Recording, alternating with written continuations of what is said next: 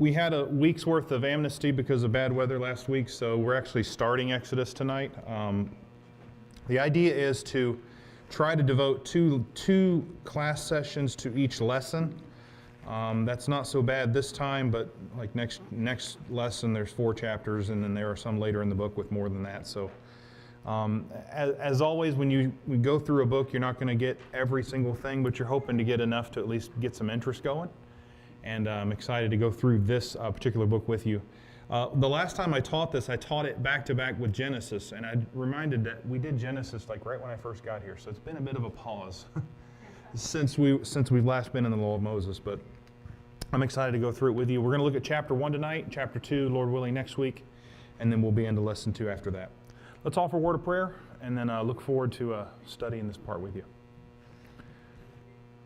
Our gracious God and our Father, thank you for the chance to study tonight. Thank you for the safety and for the health you gave each one of us to be here and to be able to open your word and understand it. Father, we thank you for growing up in countries that emphasize education so that we can all have the ability to read this text that's in front of us. And thank you for the prosperity to live in such a country where we don't have to struggle to have copies of your word in any language and in several translations we would want. Father, we're so much more blessed than other people on this earth, and help us to use that and to be mindful of it and to use the privilege you've given us to be devoted to you and to accomplish great things. Father, we ask you to forgive us of our sins. Even in this place of blessing and prosperity, we have too often overlooked the things you've given to us. We have forsaken your law. We've done as the Israelites of old had done. Please be as merciful to us, Father, as you were to them. We ask all this in Jesus' name. Amen. I'm like, I feel calm.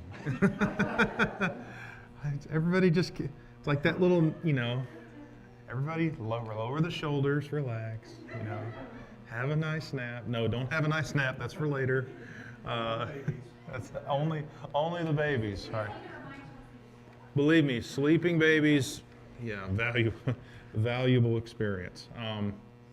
So tonight, like I said, we're getting into Exodus, the first chapter. Wanted to start with a little bit of show and tell. I always like to try to bring in something outside the text to sort of place this in history or help us kind of see it and understand a little bit better. If you haven't seen anything by Farrell Jenkins, you need to find him and you need to look at his stuff. Because he spent a good deal of his life kind of like Bob Waldron used to and kind of like Mike does. And who's the other big ones that go over there? Yeah, there's like 4 or 5 of those guys. They've spent a great deal of their life kind of combing through the biblical part of the world. And this is from a picture he took. He went into a tune, I can't pronounce the name, but it was in the Valley of the Nobles in Egypt. I think that's different from the Valley of the Kings, but I could be wrong. If you read his blog, he had to pay the guard so much money to give him like the opportunity to take a picture. He had to bribe the guard to like, hey, don't say anything if I take pictures. And he was allowed 1. And this was one of the ones that he took. It's also available elsewhere online, but I like the quality on this one. What you'll notice as you go through the picture, and it's actually a rather large display, but it's showing the various stages of making bricks with mud. In one of the stages, you can see on the far left in kind of the blue-looking square, the slaves are gathering water. You can see the little piles of dirt where they're mixing it together. You can see right next to the blue square, there's a little L shape. Those are bricks being laid out to dry. And then people carrying various parts hither and yon. And so this was definitely a part of their culture, and it's what they did. When you go over there, one thing that's surprising, and one reason why we know so much more about ancient Egypt than other cultures, is they built a lot of their buildings out of stone. Other cultures built their buildings out of mud brick, and mud brick deteriorates over time. It's just a product of it. But this was another good one too. They found figurines of people doing this. It's like we would have action figures. Well, that was their action figure back in the day. It was a group of people making bricks, right? And you see the guy on the left is actually placing them with the mold, and the people on the right are either carrying or mixing, or I think that's a shovel type thing, the one that standing has. When it mentions in Exodus 1 that the Israelites were slaves in Egypt and that they built store cities, Pithom and Ramses, The names of the places is a little bit hard to nail down specifically where they would have been. There's no specific evidence as to where the land of Goshen was. It's said to be the best of the land, so we would assume the delta, somewhere in that area of Egypt. But then you come across pictures like this. And this is one of the surviving mud brick structures from around that time period. And when you look closely, it's like each one of those little individual blocks, right, was made by a person, right? Someone got the mud, or mixed the mud, got the straw, mixed it in, made molds out of it, left it to dry, and then someone else picked it up, carried it, placed it. I mean, and it's millions of these, right? You talk about people doing this for generations. I mean, the Israelites were in captivity some 400 years, right?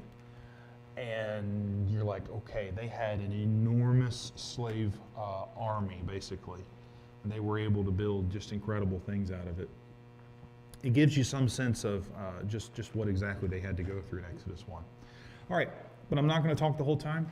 The point is to let you talk about what you saw as you read through the text. Hopefully we're going to focus tonight just on Exodus 1. We will do some of the questions. I'm going to try to be more disciplined about that this time, but we're not going to do all of them because obviously they're from both chapters. But what stands out to you as you read this? This is sort of, you can tell it's sort of a repeat of the end of Genesis plus, right? So we're getting a little more information. What stands out to you about the first chapter in Exodus? Something you noticed, something you saw, something you really appreciated? Yeah. I have a question. Okay. And because if I remember correctly, there's indication that you could never tell that the children of Israel were Egypt. That is it's a long-standing argument. I think it's a bad one. Well, I mean, you mentioned the two cities, especially Ramses. I mean, that's a very prominent city, and it just seems odd that if there is nothing. It's just odd. And one of the issues specifically with the city of Ramses is that it was established as the capital city for Ramses II, right? The problem is Ramses II dates to way later than when the Exodus would have happened. So the big prevailing theory right now among people that believe the text, there are people, I have one commentary in my office where the guy goes, Exodus is not history, just flat out. And I'm like, okay, we're going to put you over here with all the other special books that I don't read. We're going to focus on the people who actually appreciate the text. But the idea with the Ramses is that it was a city that was rebuilt multiple times, as cities were often prone to do. And it's not inconceivable that a city and a person had the same name, So, but that is one explanation for it. In fact, Ramses I dates to I would say 200 years after the Exodus, the traditional date for it. But you're right. The fact that they have names and this happened. I mean, this is without question it happened. Yeah.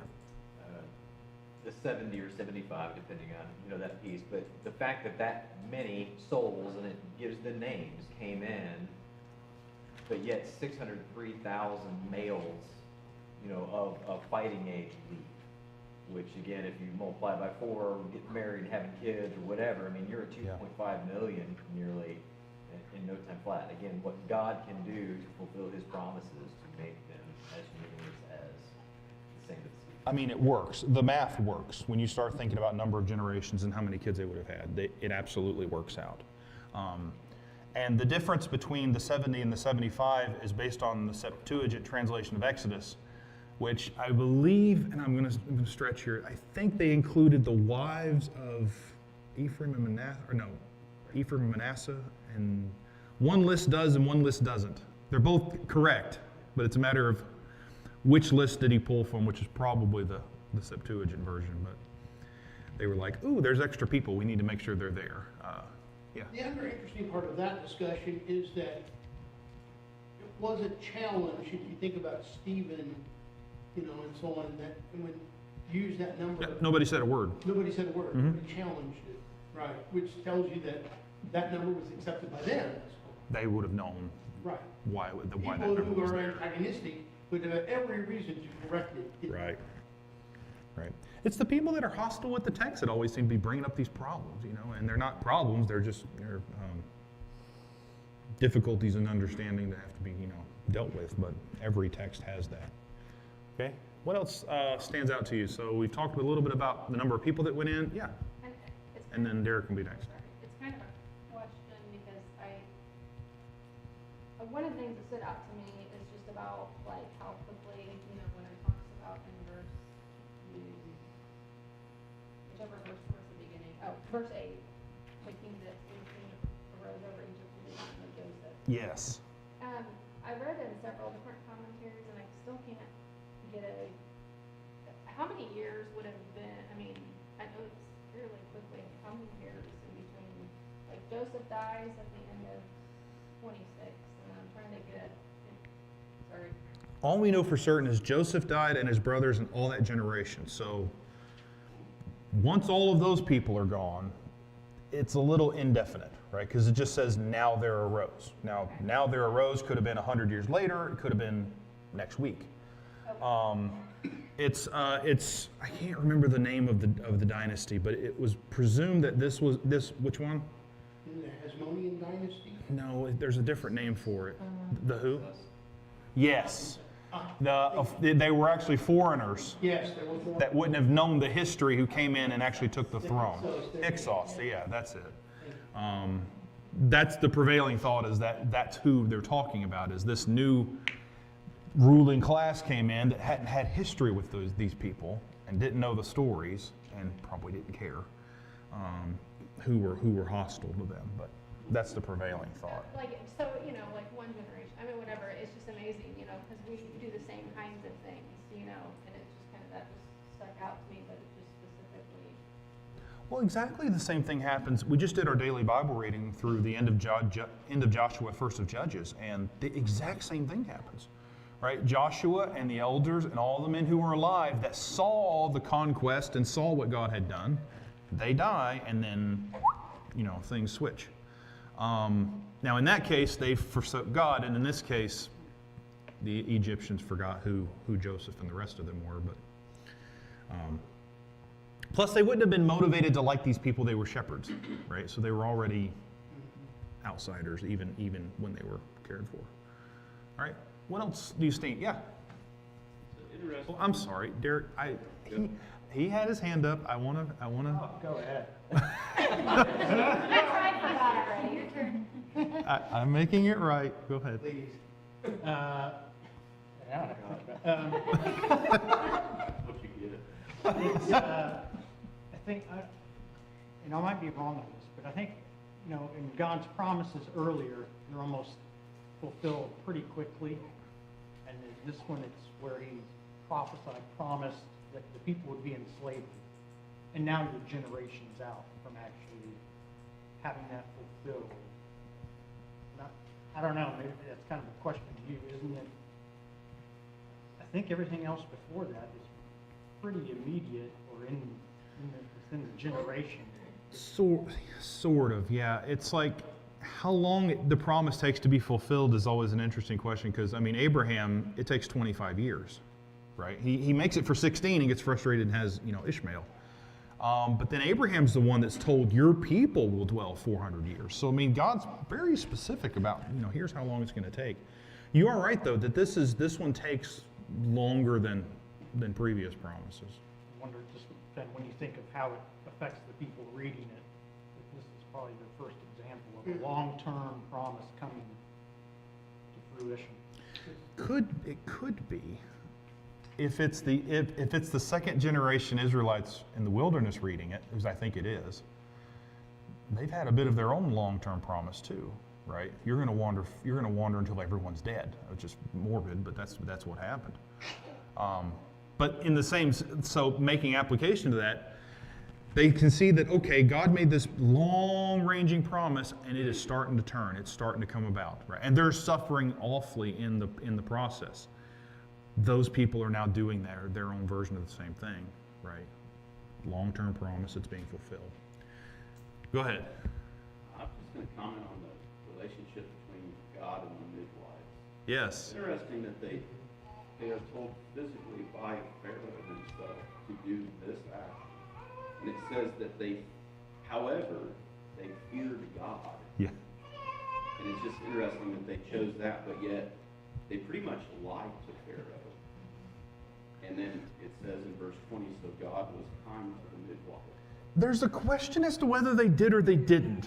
You kind of go either way, right? Could they have been telling the truth? Maybe. Maybe it's a bit of a dig at the Egyptians, like, the Hebrew women, they don't need us. I don't know, it says that they did not do what the king of Egypt told them. They disobeyed him for sure. Yeah, absolutely. But how, or did they drag their feet on the way in? It is interesting to think about, right? What they did. And I have a line in my notes that comes up later in the observations. It's like, that's an amazing contrast just between the most powerful man maybe in the world and the most lowly, person with the most gross job on the planet, right? That's it, right? I've seen it, that's worse. Right? You have the greatest distance between things, and these lowly people, the problem is those lowly people answer to a higher power, right? And that's one of the big takeaways. I thought it was interesting. I was reading, I know there's always been a question, were they Hebrew midwives, as in they were Hebrews, or were they Hebrew midwives, as in they were Egyptians who tended to the Hebrew women? Right. And it's interesting. I was reading a lot of the older Jewish interpretations. They say they were Egyptians, and that they said by many of the rabbis who write these opinions or whatever, they would have been considered the first righteous Gentiles. Because how you have, during the Holocaust, the That's righteous cool. Gentiles were the ones who went to the rescue of the Jews, and they said they were the first righteous Gentiles. I thought that was really interesting. Interesting. I've seen the thing about, are they Hebrews, are they not? I tend to think they are, but I don't have, my proof's as good as theirs, right? We're both kind of speculating. Yeah, Yes? the word there is Hebrew, which is a Hebrew. But you can say, I'm a Spanish interpreter. Am I an interpreter of Spanish, or am I an interpreter of English? It doesn't say either way Yeah. what side they're on. They're just midwives. I just thought that was interesting, that they were very well thought. There were, one thing to remember, there are two commands that were operating here in this period. One of them was, they were told that 400 years they would come out as a great nation. Mm-hmm. The other one that Abraham was told is that part of the reason why they weren't given this is because the iniquity of the Amorites is not yet full. Mm-hmm. So God was doing two things at once, waiting for this people to become a great nation, also waiting for the iniquity, the sin of the Amorites to become of such nature that God was ready to throw them out. Absolutely. I like to think about it like God's playing chess, and we're only seeing what he's doing with one piece. Right? We're only seeing how he's moving one piece, the Israelites. And we're given allusions to what he's doing with one of the other ones, the Amorites. The rest of it, he's in control of it. We don't get the play-by-play, right? Because he's concerned about one team in the Old Testament. All right, a few things. So, structure of the chapter, I always try to give you like a 10,000-foot view. Here's what you're looking at. Realize in verses 1 through 7, as Megan was talking about, we have a fast forward. Right? We have a fast forward from 70 Israelites that go in, which is what you see at the end of Genesis, right? 70 go in. And then there's the final promise that Joseph makes, to carry my bones out of this place. If you're reading through Joshua, you just saw that got fulfilled at the end of that book. But then you've got 70 Israelites till the land is filled with them, right? I like the phrasing in verse 7. It's like every version of the way you could say they got bigger is what you see in verse 7. It's not just, there's a lot of them, but they were fruitful, they increased greatly, they multiplied, they didn't just add, they multiplied, and grew exceedingly strong, right? So that the land was filled with them. And it makes sense as you see in verse 12, the Egyptians are in dread of the people of Israel. Well, why? Well, there's a bunch of them. and if somebody invades and they take the other side, that's a formidable army. Comment to make on that thing, it's interesting. There's a parallel in history, and that was, I remember reading that in the first century, that in Rome, the historical estimates were, there were at least 4 slaves for every Roman citizen. And part of the reason why they engaged in crucifixion and other practices like that, they were scared that those slaves would rise up, and if they did, they recognized, we probably can't stop them. So you had to keep them living in fear and individually keep them up and not allow them to group, if you will. Pharaoh's got a lot of the same behaviors Well, and for the same reason. Exactly right. Motivation. Like I said, 8 to 14 is the story, the Pharaoh, their dread of the Israelites, and then the response to that, well, let's put them to work, let's try to beat them down. And, like happened in other instances, the more they were oppressed, the more they grew. It's something that seems to follow God's people. The more people bother them, the better it gets. Not because they enjoy that, but because God's using that for his own purpose. 15 to 21 is the story of the Hebrew midwives, and it ends in atrocity, where Pharaoh goes from, well, don't just kill them when they're born. If you see a male son, throw it in the Nile, right? And then all of Egypt gets turned against them. Just a couple things. I know this is basic stuff, but this is a narrative text. We were studying Psalms. That is not a narrative. It's more poetic. It has different purposes. As you read through the account, you're going to see then and but and now and so, because you're reading a story. You're reading an account of something that happened. When you read verse 7, as I mentioned a moment ago, if we were just recently in Genesis, what you would catch is a lot of the words used in that verse were used throughout the book of Genesis. And it's always used with main character type people, right? The initial command to the man Adam in Genesis 1 was be fruitful and multiply, right? Fill the earth and subdue it. You see here in this text, the Israelites were fruitful and are multiplying. The same command is given to Noah post-flood in Genesis 9:1, right? Be fruitful, multiply, fill the earth. Abraham's promises, obviously, in chapter 12 and again in chapter 17. Isaac is told this, Jacob is told this. Jacob repeats the blessing in chapter 46. All of those similar words and phrases that get used for God's chosen line of people are used again in Exodus. So we're keeping that thread running throughout the text. A huge amount of time has gone by, and the text just kind of says, well, now there's a new king, and now he's awful. Genesis 15:13 was the specific place where it was mentioned about their bondage. Genesis 15:13, this is during the covenant ceremony that God's doing with Abraham in that chapter. He says, know for certain that your offspring will be sojourners in a land that is not theirs and will be servants there, and they will be afflicted for 400 years. But I will bring judgment on the nation that they serve, and afterward they shall come out with great possessions. Question, which nation's mentioned there?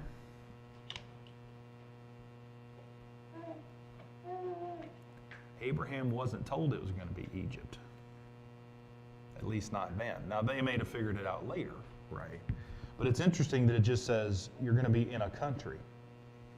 But even with that, and if that's all they knew about it, Jacob and Joseph both realized, I don't want to be buried in this foreign land, right?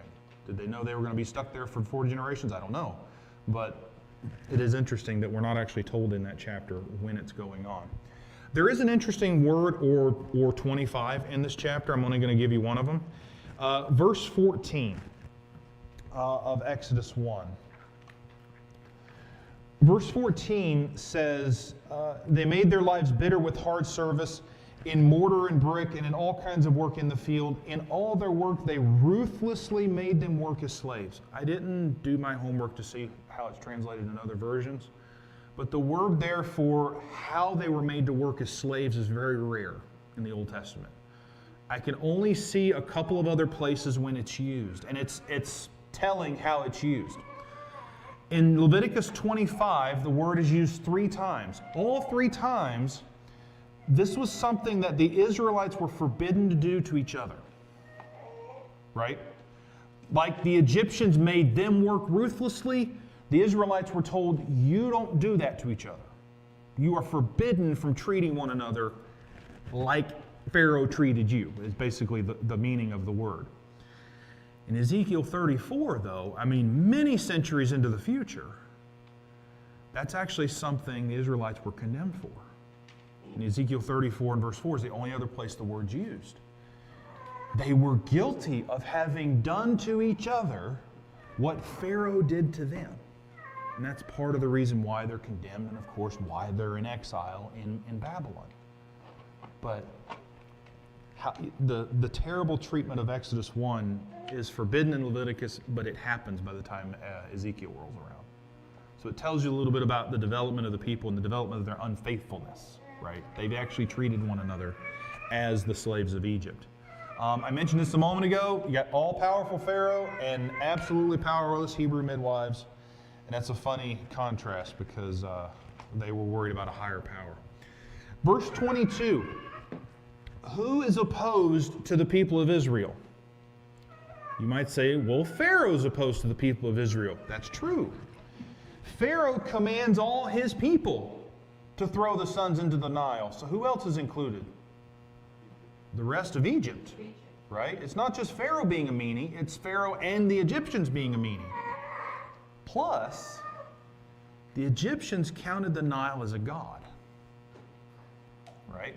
The sun was a god, the Nile was a god, the various creatures in the Nile, the crocodiles and the hippos, they were all gods. There were gods all over the place. What 22 does is it shows you that literally everything is against Israel, right? From the leader to the country to even the gods they believed in. All of those things were marshaled against God's people. And so what's God going to do? In an ironic twist of fate, it's not a twist of fate, it's an ironic God twisting the knobs to make sure it goes the way he wants to. He's going to take a boy that was put into the Nile, let him be raised in the household of Pharaoh, and then have him come back and his people are going to plunder all the people of Egypt, right? It's a complete reversal of 22 is what's going to happen to Israel. The Pharaoh, the Egyptians, and the Nile are all going to get it. By the way, you remember the first plague? Water to blood. Interesting. The very Nile that they worshiped that was leveraged to kill Israelite children Guilty of blood, had blood on its hands, in a sense.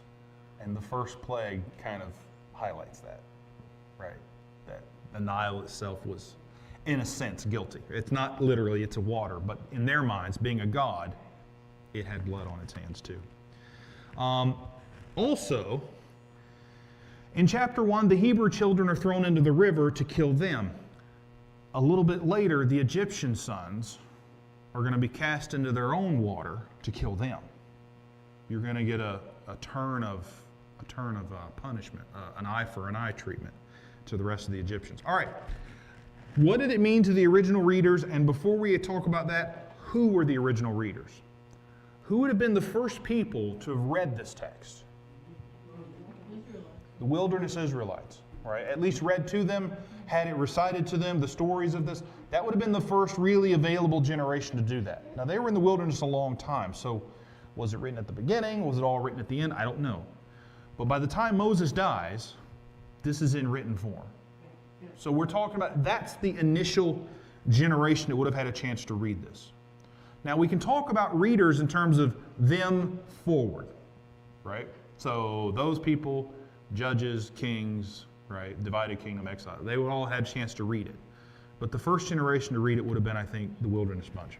This would have been, I was thinking about that this would have been the first time in a very, if you will, a systematic way that an Israelite would have understood, where did you come from? You know, you'd have heard stories here and there, but this is an account that ties it all together for you to understand, where did you come from and how did you get here? In terms of a written account, absolutely. But every Israelite should have known this story already. Remember why? The Passover, right? They had to literally tell the story. We were slaves in Egypt. How that story begins, right? And they're commanded to tell that story to their sons and repeat it, right? So in terms of the basics, you might say, they would have known that. But the detail, definitely. First time they would have had it available to them. They would have known the things, but again, having it recorded and kind of solidifying it, I think, would have happened there. And of course, you have to listen to the wackadoodles who say, well, this was all written during the Babylonian captivity. And I'm like, well, great.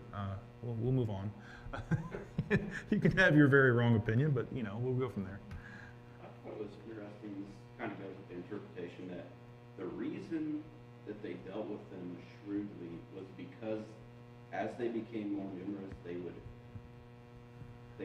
I guess, group up with our enemies and Yeah. fight against us. Mhm. But what's neat is that that's Pharaoh's interpretation of that, right? But God shows them that I don't need anyone else. If you have me, and that's how I think they would interpret that. Hearing that, I don't need the other nations to conquer me. No. I just need my God. Yeah, and even if those other nations get wise to the fact that you're getting stronger and decide to try to put you down, that doesn't work either, right? When God has his thumb on the scale, it will move the direction he wants it to move, period, right? Even if you jump up and down on the other side, as Pharaoh tries to do. Yeah.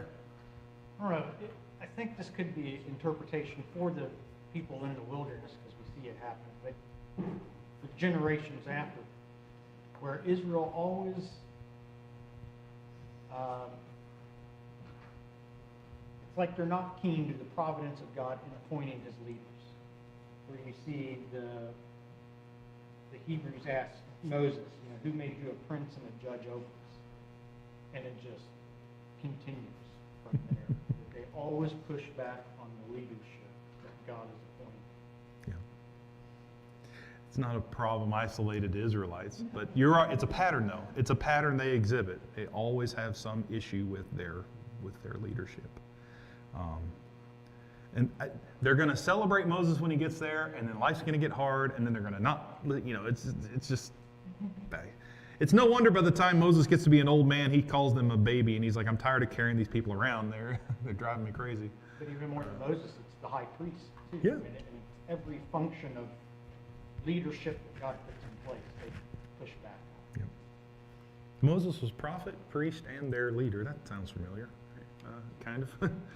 All right. Other things maybe they would have drawn out of this. I'll have a couple just to kind of share, and we'll hopefully have a little more time for application. As Derek mentioned a moment ago, these promises are the first ones that are very old, right? They're, relatively speaking, right? Abraham has to wait a long time. You might say Jacob has to wait a long time. He has to go to Laban and work for 20 some odd years. But in terms of, these are definitely the longest term promises. I guess excluding the promise not to destroy the world, but that's sort of an ongoing thing.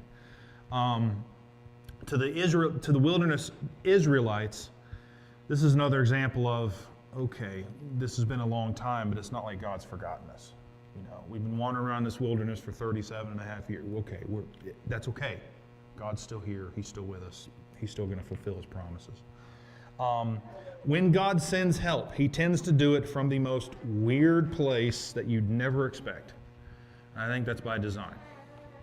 Right? If God always brought help from expected places, then we would anticipate him. Then we would maybe go, we all see what's happening. Well, we know what God's going to do. And he always just, no, I think I'm going to do this other thing. I'm going to do this other thing over here. I'm going to, the midwives are going to do the sorting out. I'm not going to deliver them from Egypt yet, but they're going to just keep growing and keep having babies, and they're just going to multiply. It's like the most weird way to go about a thing is like the way God chooses, and he chooses it specifically to show it couldn't have been for any other reason besides him.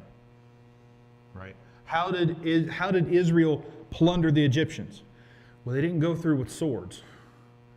They went up to them and asked them for their stuff, and then they gave it to them. It's like, that's the most backwards way of plundering a people, but it worked. It's just, the whole thing, it just shows when God helps you, he tends to do it from a weird spot. God's always faithful to his promises. This is repeated also, but then, times change. The best, this is what, Tale of Two Cities, the best of times, the worst of times. They went from the best of times, everything's great, our person just saved all of Egypt. to who's Joseph? And who are you? And why? And oh, there's a lot of you. Let's make you be slaves. Right? Things change, and they change quickly. It's probably a good moment to remind you that between the first and last verse of Exodus 1, more time has passed than our country has existed. Right? Things change, and they change quickly, even on this scale. Okay, how does it apply to us? What can we do with it? There's a lot of them, right? All of the lessons to the Israelites are often lessons for ourselves, and we get our New Testament versions of the same thing.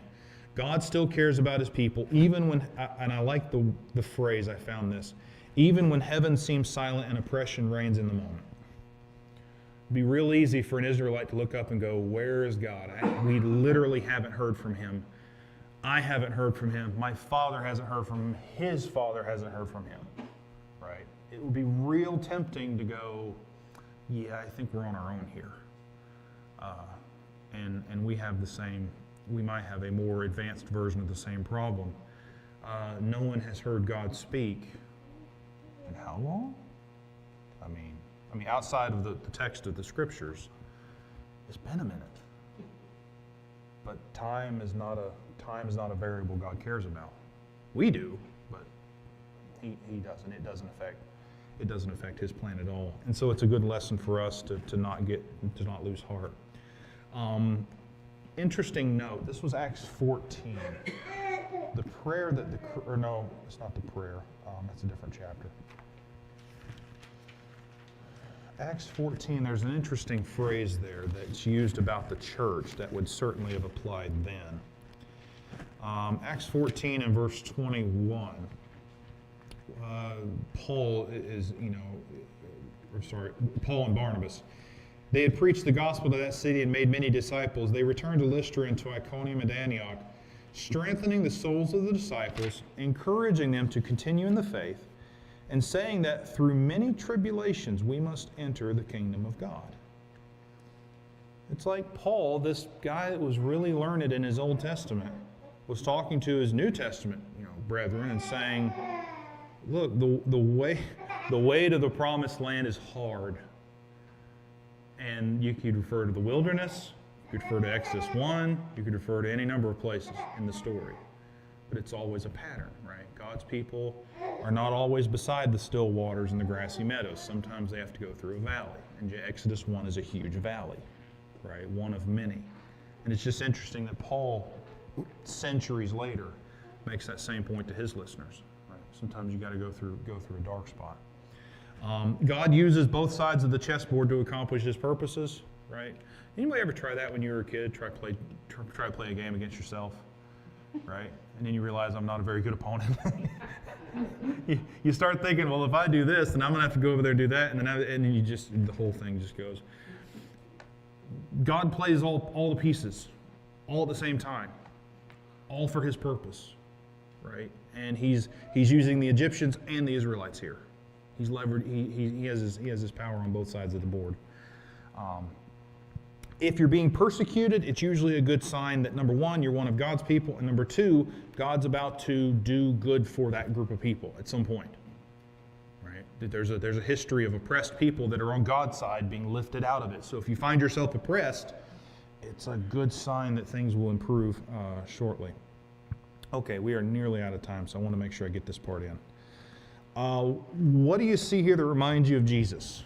That's always how I like to conclude textual studies, is say every chapter of the Bible points to Jesus, either in preview or in description or in praise afterwards. But what do you see here in Exodus 1 that reminds you of something from Jesus' life, Derek? The phrase stranger in a strange land. We could easily make for ourselves, this world is not our home, but I thought of Christ coming to the earth. I know he's the creator right from there at creation, but to leave heaven and come to this place and take on those constraints of hot, cold, hunger, thirst, time, stranger in a strange land. Jesus he's a foreigner to the earth in a sense because he came from heaven. You could zoom in even closer. Jesus was a Hebrew who wound up having to go to Egypt and spend time there, right? So you could, it works on two levels. Ryan, and then over here. I think you could look at the midwives and how they chose to not take what the leadership says at that day. It doesn't matter if it's Pharaoh. Mm-hmm. Like, it didn't matter if it was Caesar, right? I'm choosing God. I choose what the Father says and purpose, and then I'll administer the people. Yep. They are the early version of Peter and John saying, you know, whether it's right to listen to man or God, you must judge. They flatly they refuse, right? And they match Jesus' own disciples in doing that. And Jesus had no problem telling leadership, no, you're wrong, I'm not doing that, you know, too. It fits there. Yeah. I kind of thought about this earlier, and it piggybacks off what Brian's saying and what you said about things are not exactly lining up, and you're talking about the midwives, and you're like, oh, well, you wouldn't necessarily expect that, but that's how God's plan is. It's the same with Jesus, where everyone thought, okay, when the Messiah returns, we're going to overthrow Rome, we're going to have a big army. Absolutely. The next kingdom. And he's like, no, you don't understand. It's like, no, that's not the plan. Kill everybody? Like, what do you mean? Like, come on, bro. We're going to take God says his Messiah will be born in Bethlehem, not in Jerusalem, and he'll live in the backwater, and he'll have to run to Egypt because an evil king's trying to kill them, right? When you read of Pharaoh trying to wipe out Israelite males, you're like, okay, I remember Pharaoh tried to wipe out Israelite males too, Herod, to eliminate Jesus. That didn't work either, right? Instead, the one he tried to, there's too many connections to count between what happens here and then the prophecy that's made later, and then Matthew 2, where you see this again. Jesus flees to Egypt. He flees to Egypt to escape danger, the same way the family of Jacob flees to Egypt to escape financial, economic danger. It's famine season, right? They go there to be protected and cared for. As Joseph said, there was still 5 years left on the famine. When you think about what were the things that were opposed to Jesus, right? We highlighted the very last verse of the chapter, right? The leadership was opposed to Israel. The people were opposed to Israel, and in a sense, the supernatural world was opposed to Israel in terms of the Nile. Jesus was opposed by all three as well, right? It wasn't just, well, the leaders are mad at me. It's like, well, they are too, but then the people are shouting, crucify him, and they've gotten a mob together. And then you remember Jesus is tempted by Satan himself in Matthew 4. Revelation 12, when we studied that, describes a great war over the fate of the male child as he's born. You remember from the woman. It works on all different kind of levels, right? What happens here will happen again, and it will fulfill something that happens to Jesus. Okay, did anybody, I'll just take a swing at this. Did anybody do any questions? If you didn't, I get it. We kind of had a rain delay from last week, but did you notice any connections between Exodus 1:7 and Genesis, those three chapters? Anything stand out to you about that?